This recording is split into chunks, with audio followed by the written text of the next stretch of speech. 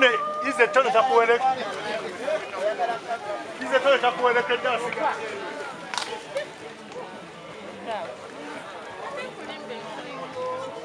MC omitazi kwe. Mamgada nge ma.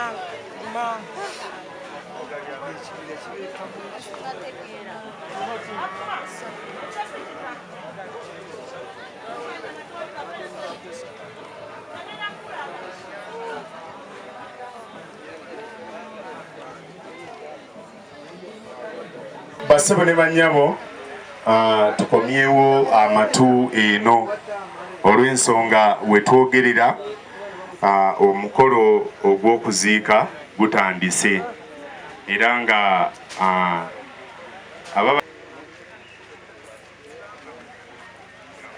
sitese omutala guno kuba tulaba waliwo enteekateeka empya mwebale nnyo kuteekateeka mutala guno olw'omukolo gwaffe naye nga obudde obusinga ssaawa eno bugenda kutwalibwa Musumba agenda tuyisa mu mbeera eno basebo ne banyabo tweyanza nnyo tweyanze egema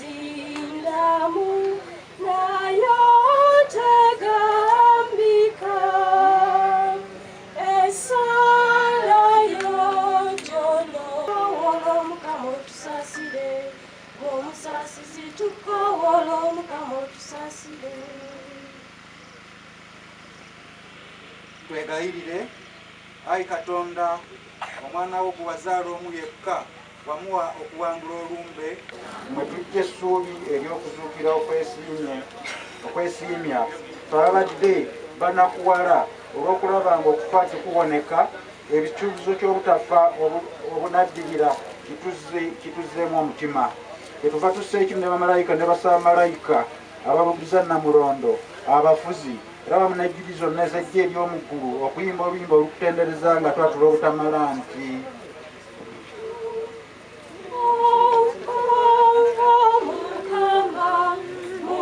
muggulu n'ensi ekitiibwa ky'Omukama Katonda kituufu tukutenda ekitiibwa ky'Omukama kijjudde kibukadde buli wantu muggulu n'ensi ekitiibwa ky'Omukama Katonda kituufu tukutenda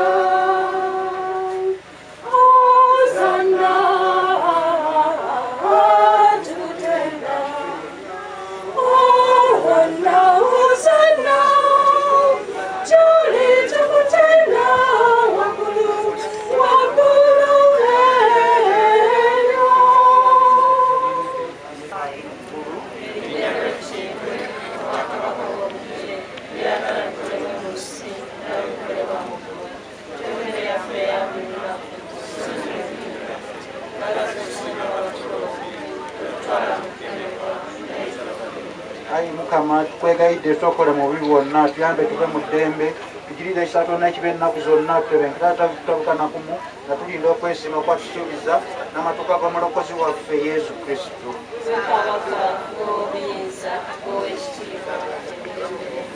ayi Mukama bwe yagamba batumbeko nti mbalekedde emirembe mbadde emirembe gyange totunulya bibi byaffe naye amaaso bugazize kukkiriza kwekerezyawo kkiriza okumuwa emirembe n'okusa ekimu nga bw'oyagala awangaala n'olamula emirembe n'emirembe.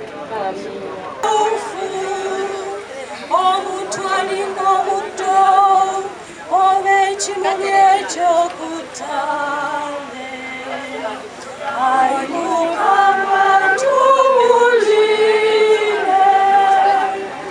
ayi Mukama tuwulire Mukama atwagala nnyo alina bingi ebisaanyi nze gw'olaba naye ekisinga nti nze kwa okole anjagala anjagala nga kitalo okunjaga sibawulira anjagala nnyo olw'ekisa kye nangera mwagala. Ekyokubiri, bonna ababadduukiridde oluvannyuma lw'okufa kw'omwami we yeebazizza nnyo n'abo bonna ababadduukiridde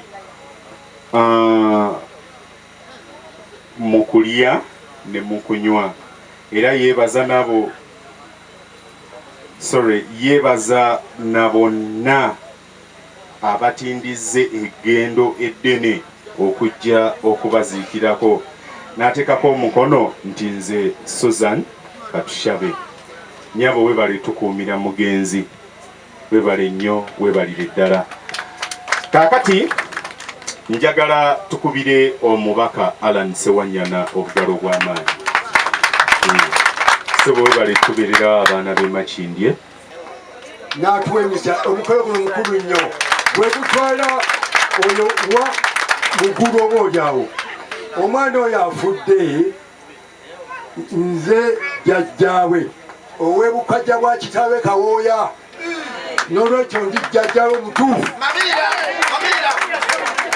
Kaakati nno kyembagamba mu kiikino, nze Lubaga n'emirimu egy'eddiini mbeerako mu Lubaga Cathedral Volunteers Group and State Organizing Committee Archdiocese. N'olwekyo nsaba Katonda atuyambire abakulembeze bano be batubudabula ku kyalo bye tulimu ebyakazigizigi. Kaakati neebaza omukulu ono okuleeta bali kitambi kya mmisa. Ekyokubiri neebaza abantu b'oku kyalo kuno, nze guno gwe mulundi gwange okusoose okujja mu kitundu kino.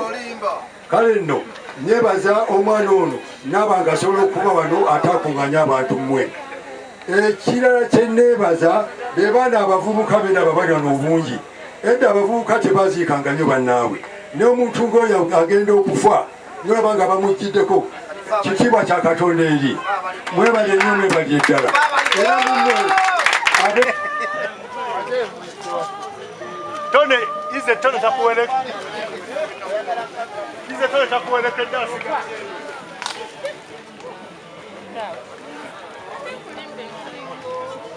MC omitazi pe. Mamgada ange ma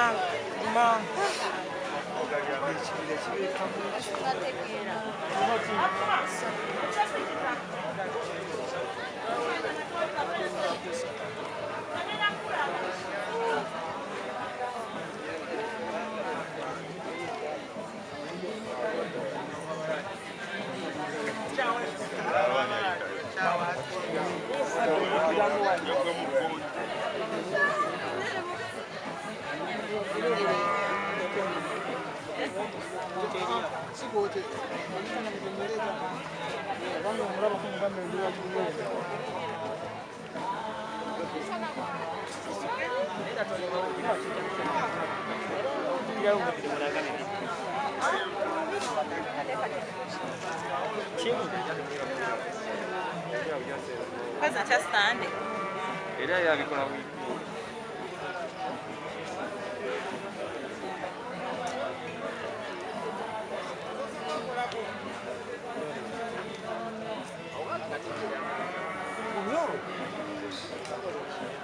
Baba,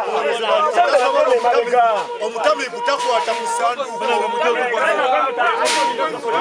leta abamu musoka mukwata wa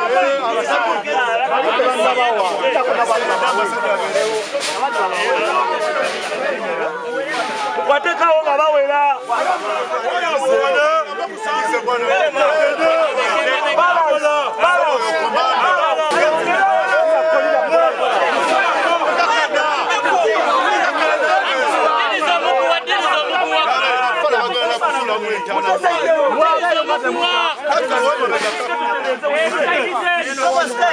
Sebo Sajja agamba bwe mbasinyodde ensebaka bayo kwe tushike muganda waffe bana hizo